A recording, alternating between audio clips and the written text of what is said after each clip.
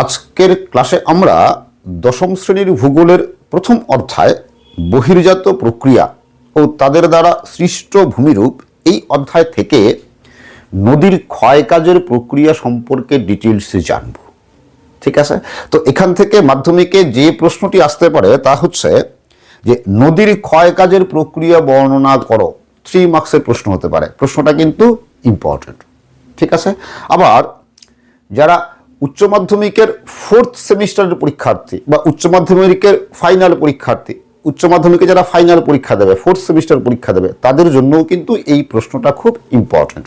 প্রশ্ন হতে পারে নদীর ক্ষয়কাজের মানে নদী কি কি প্রক্রিয়ায় বা কোন কোন পদ্ধতিতে ক্ষয়কাজ করে। ঠিক আছে, 2 মার্কসের প্রশ্ন হতে পারে, 3 মার্কসের প্রশ্ন হতে পারে। ওকে, আবার যারা এসএলএসটি ক্যান্ডিডেট, যারা এসএলএসটি ইন্টারভিউ দেবে, তারাও কিন্তু এই টপিকটি নদীর ক্ষয়কাজের প্রক্রিয়া এই টপিকটি ডেমনস্ট্রেশনের জন্য বা ডেমো ক্লাস হিসাবে উপস্থাপন করতে পারো। তাহলে চলো আর দেরি না করে এবার আমরা শুরু করি। ঠিক আছে, দেখো প্রথমেই আমরা জেনে নিই চলো যে নদীর ক্ষয়কাজ কি, নদীর ক্ষয়কাজ কাকে বলে।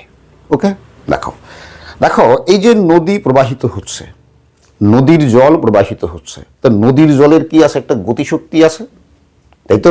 তো নদীর জলের এই যে গতিশক্তি, এই গতিশক্তি কি করে, নদী যে পথ দিয়ে যাচ্ছে সেই পথের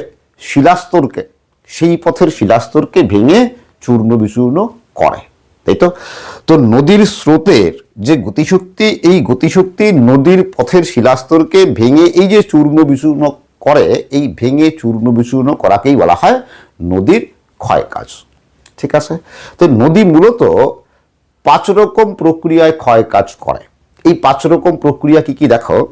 প্রথমটা হচ্ছে দেখো যে অবঘর্ষ ক্ষয়, 2 নম্বর ঘর্ষণ ক্ষয়, 3 নম্বর জলপ্রবাহ ক্ষয়, 4 নম্বর দ্রবণ ক্ষয়, 5 নম্বর বুদবুদ ক্ষয়। তো এই 5 রকম প্রক্রিয়ার মধ্যেও প্রথম 4 রকম প্রক্রিয়াতেই নদী সবচেয়ে বেশি ক্ষয় কাজ করে। এবার এই যে প্রক্রিয়াগুলো আছে সেই প্রক্রিয়াগুলো এবার আমরা এক এক করে জেনে নেই চলো। তো প্রথমে দেখো এই অবঘর্ষ ক্ষয়। এই অবঘর্ষ ক্ষয় কি, নদী কিভাবে এই অবঘর্ষ ক্ষয় করে। দেখো মনে করো এই কোনো একটা নদীর তলদেশ, এই হচ্ছে নদীর তলদেশের ভূমি, এর উপর দিয়ে এই নদীর জল প্রবাহিত হচ্ছে। ঠিক আছে, তো পার্বত্য প্রবাহে বা উচ্চ গতিতে নদীর তলদেশে কি থাকে, কঠিন পাথর, তাই কিনা, কঠিন পাথর। উচ্চ গতি বা পার্বত্য প্রবাহে নদীর তলদেশে থাকে কঠিন শিলাস্তর বা কঠিন পাথর। এবার এই যে নদীর জল প্রবাহিত হচ্ছে, দেখো নদীর জলের সাথে প্রচুর এরকম নুড়ি বালি কাঁকর প্রবাহিত হয়। ঠিক আছে, আর নদীর জলের সাথে যেসব নুড়ি বালি কাঁকর প্রবাহিত হয় এদেরকে নদীর বোঝা বলে। ওকে, তো এই যে নুড়ি বালি কাঁকর শিলাখণ্ড নদীর জলের সাথে প্রবাহিত হচ্ছে, তো ওই শিলাখণ্ড নুড়ি বালি কাঁকর এগুলো কি ভাসতে ভাসতে যাবে? মোটেও না, তাই তো। এগুলো কি হবে, নদীর তলদেশ দিয়ে গড়াতে যাবে, জলের টানে গড়াতে যাবে, তাই তো। তো এই শিলাখণ্ড বা নুড়ি কাঁকরগুলো যখন নদীর তলদেশ দিয়ে গড়াতে যাচ্ছে, যাওয়ার সময় কি হচ্ছে দেখো, এই যে শিলাখণ্ডগুলো আছে এদের ঘর্ষণ হচ্ছে নদীর তলদেশের ভূমির সাথে, তাই তো।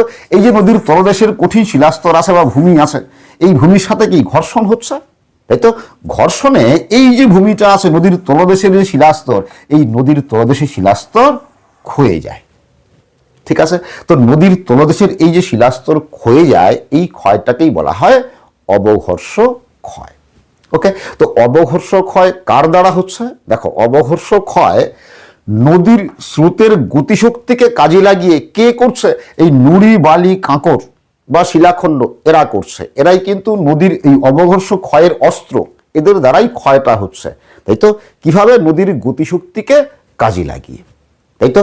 তো এই নদীর অবঘর্ষ ক্ষয় দেখো নদীর তলেই কিন্তু বেশি হয়, নদীর 2 পাড়ে খুব কম হয়। তোমরা এই ছবিটাতে লক্ষ্য করো, দেখো এই যে নদীর স্রোত যাচ্ছে নদীর তলদেশ দিয়ে, দেখো নদীর তলদেশ দিয়ে শিলাখণ্ড নুড়ি কাঁকর এগুলো কি পরিবাহিত হচ্ছে এবং নদীর তলদেশের শিলার সাথে কি করছে, ঘষতে যাচ্ছে, ফলে নদীর তলদেশের কি ক্ষয় হচ্ছে। এই ক্ষয়টাই কি অবঘর্ষ ক্ষয়। তাহলে যদি জিজ্ঞেস করি কোনো নদীতে এই অবঘর্ষ ক্ষয় বেশি হলে নদীর গভীরতা বাড়বে না কমবে, বুঝতেই পারছো। নদীতে যদি অবঘর্ষ ক্ষয় বেশি হয় নদীর গভীরতা বৃদ্ধি পাবে, তাই তো। দেখো, তো এই অবঘর্ষ প্রক্রিয়ায় কি হয়, পাহাড়ি অঞ্চলে নদীর তলে যে কঠিন শিলাস্তর থাকে সেটাকে তো মসৃণ করেই, পাশাপাশি ওই নদীর তলদেশের পাথর বা শিলাস্তরের মধ্যে বড় বড় হাড়ির মতো গর্তের সৃষ্টি করে। কোন প্রক্রিয়া? অবঘর্ষ প্রক্রিয়ায়। ঠিক আছে, তোমরা ছবিতে লক্ষ্য করো এরকম হাড়ির মতো গর্তের সৃষ্টি হয়। আর এই নদীর তলদেশে মূলত পাহাড়ি অঞ্চলে এই হাড়ির মতো যে গর্তের সৃষ্টি হয় এই গর্তটাকেই পটহোল বা মন্থকূপ বলে। একবার মাধ্যমিকে প্রশ্ন ছিল পটহোল বা মন্থকূপ নদীর ক্ষয়ের কোন প্রক্রিয়ায় গঠিত হয়? তাহলে নদীর ক্ষয়ের কোন প্রক্রিয়ায়?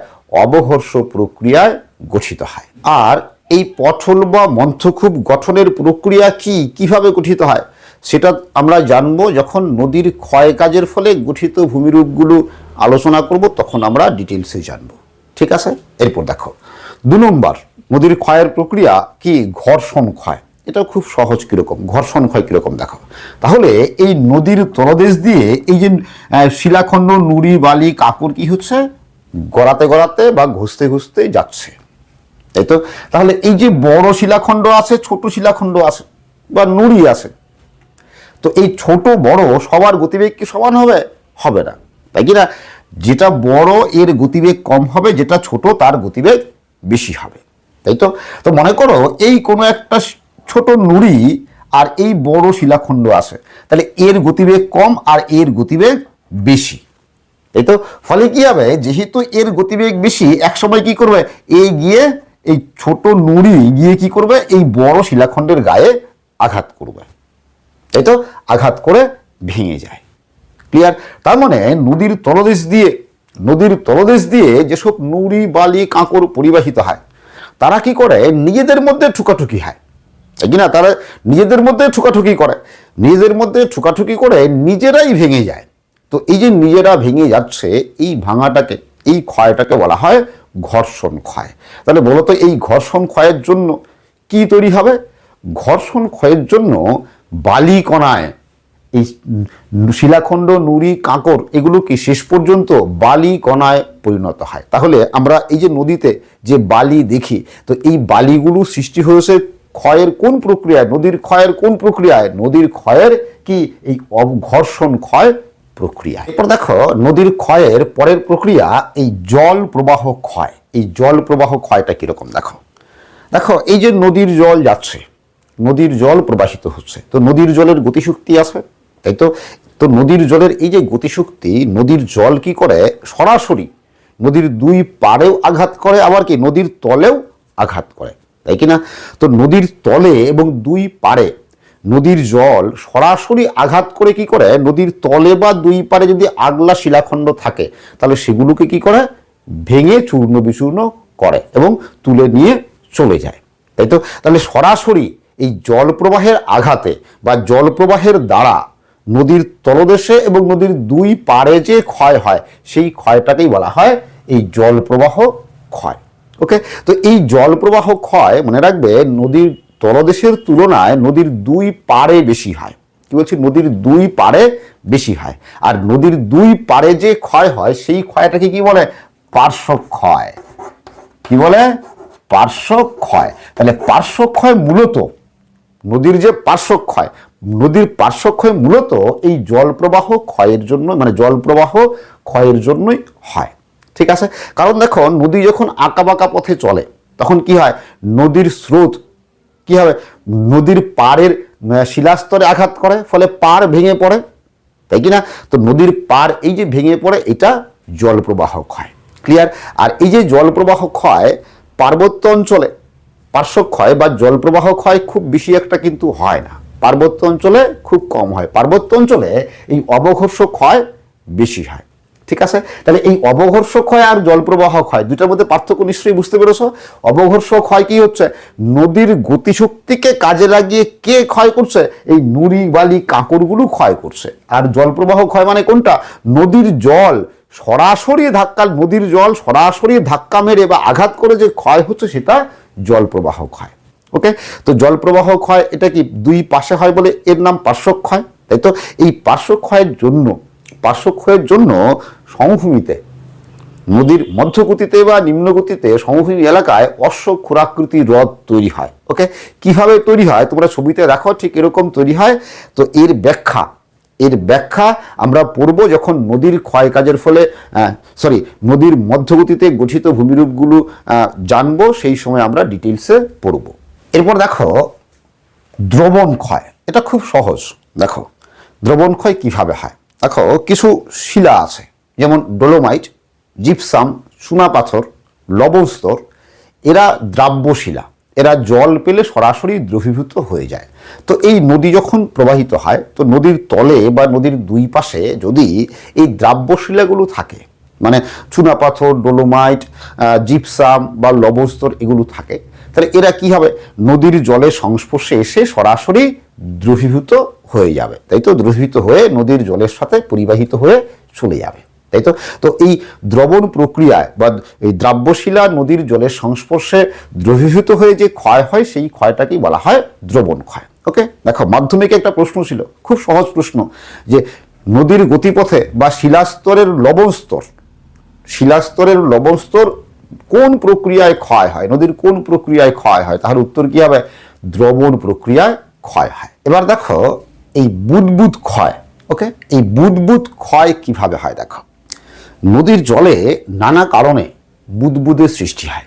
ওকে, দেখো বুদবুদ কি আমরা জানি, তাই তো।